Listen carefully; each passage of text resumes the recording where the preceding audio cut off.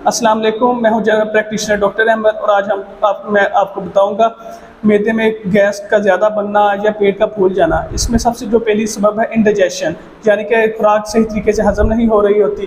दूसरा ये है कि हम कुछ ऐसी खुराकें ले रहे होते हैं जिसकी वजह से गैस वगैरह ज़्यादा बन रही होती है, जिसमें फूड मैप्स यानी बंद गोभी, लहसुन वगैरह, प्याज वगैरह, दालें और लोबिया वगैरह ऐसी चीज़ें शामिल होती हैं। और हाई फाइबर्स डाइट ले रहे होते हैं। कुछ लोगों में दूध वगैरह सही तरीके से हज़म नहीं हो रहा होता। कुछ लोगों में मेली कब्ज़ वगैरह का मसला आ रहा होता है, जिसकी वजह से जो हवा खारिज हो रही है उसमें भी बदबू वगैरह हो रही होती है। कुछ लोग मेनली ऐसे ड्रग्स ले रहे होते हैं जो मेनली कब्ज़ वगैरह करवा रहे होते हैं और ब्लोटिंग का मसला बनता है। इसकी ट्रीटमेंट के लिए हम मेनली उनको पहले ड्रग्स वगैरह कहते हैं कि उससे अवॉइड किया जाए, सैर वगैरह करें, एक्सरसाइज करें।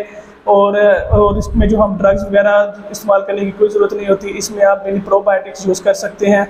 अपना अदरक का कावा पिएँ या मिंट का कावा पिएँ या